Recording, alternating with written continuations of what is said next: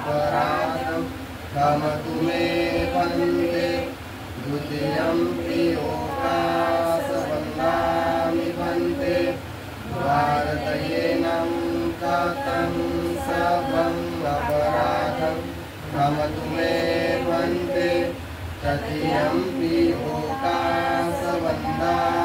वन्दे भारतयेनं कृतं सर्वम् अपराधं क्षमतु मे वन्दे ओकास अहं वन्दे केसरणेन सह पञ्चशीलं धम्मं याचामि अनुगमं कृत्वा शीलं वेदमे वन्दे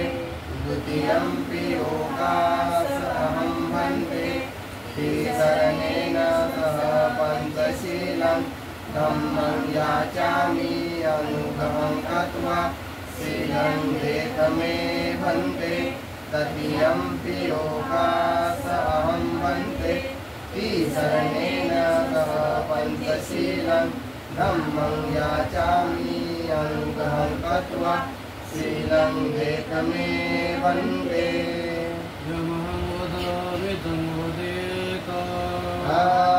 वन्दे नमो तस्य भगवतो अरहतो सम्मा सम्बुद्धस्स नमो तस्य भगवतो अरहतो सम्मा सम्बुद्धस्स नमो तस्य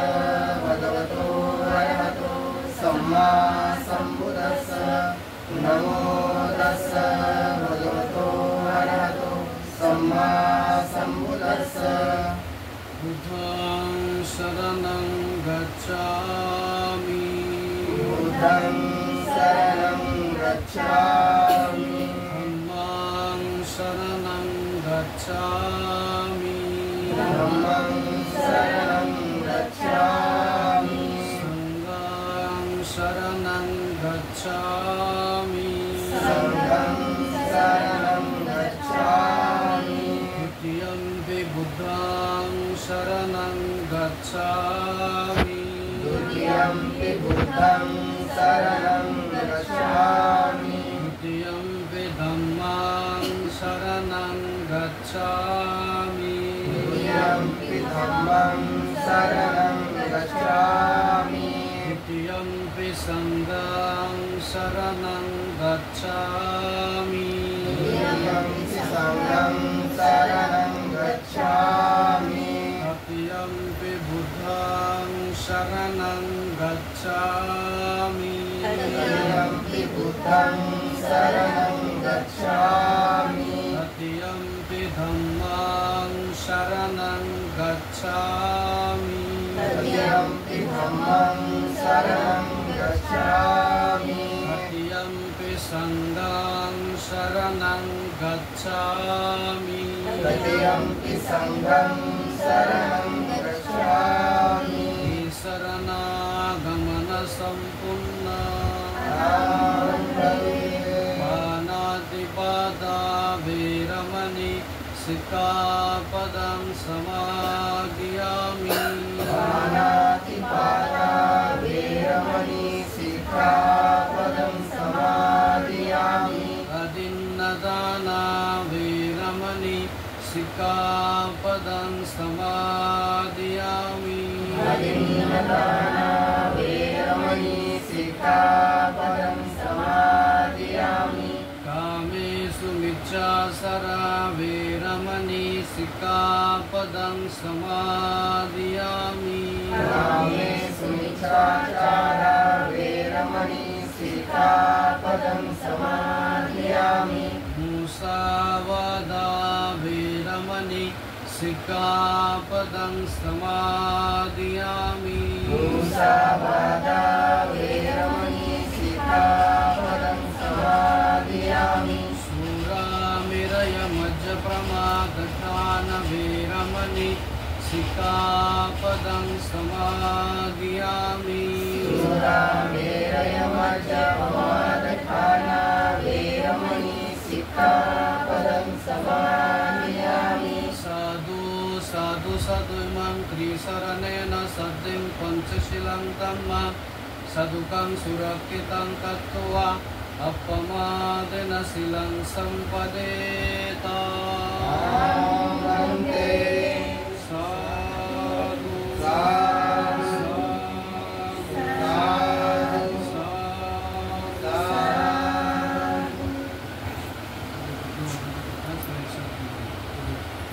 वर्णगन्धा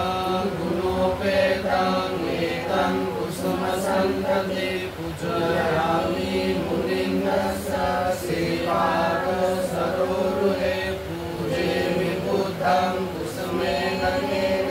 पुण्येन मेतेन लभामि मोक्षं पूर्वं विलायति यथा इदं मे कायो तथा याति विनाशभावं घनसारपतितेन दीपेन कमलंसिना तिलोकदीपं सम्बुद्धं पूजयामि तमोनुदं सुगन्धिकाय वदनं अनन्तगुणगन्धिनं सुगन्धिनानन्देन पूजयामि तथागतं बुद्धतमं च सङ्गं सुगततनुभवां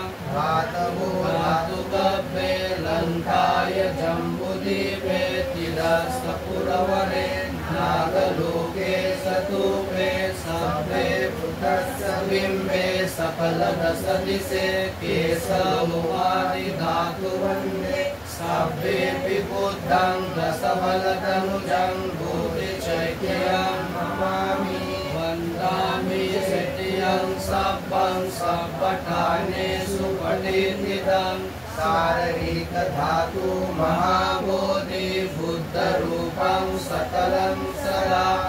विद्यासमूले निसिन्नो वा सब्बानि विजयं पातु सब्बायतं सत्ता वन्दे तं बोधिपादपम् इमे हेते महाबोधि लोकनाथेन पूजिता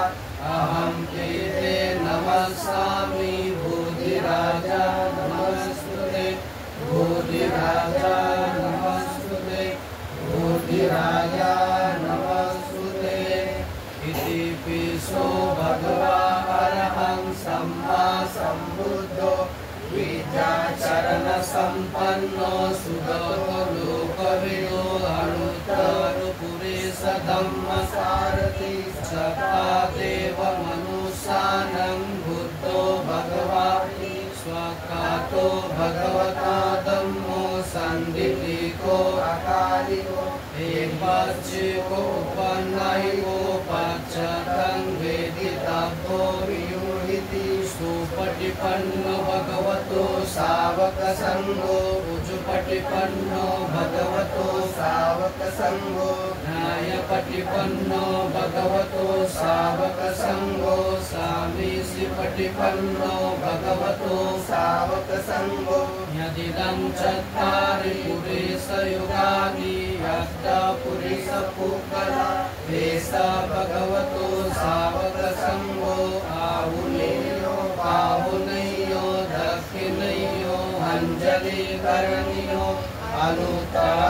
अनुत्तरपुण्यकीर्तं लोकसादि इमाय धम्मानुधम्मपटिपद्या बुद्धं पूजयामि इमाय धम्मानुधम्मपटिपद्या धम्मं पूजयामि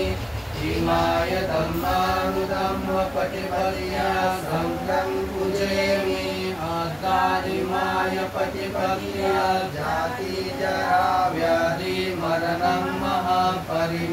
महापरिमुञ्चसामि सकलविद्यां विद्यानं देवरूपं सुजीवं निर्मलचक्षु गभीरघोषं गौरवर्णं सुखाय अभयचित्तं निभयकामं सुरतधम्मं सुप्रेम विरतराज्यं सुजननेन भीमरावं सरामि भीमरावं सरामि भीमरावं सरामि दिव्यप्रवरत्नतु साधुवर्यानतु आद्यकुलभूषणतु भीमराजा सकलविद्यापति ज्ञानसंसङ्गति शास्त्रशासनमति बुद्धितेजा पङ्कजा नरवरा भजनौदरा भगवंता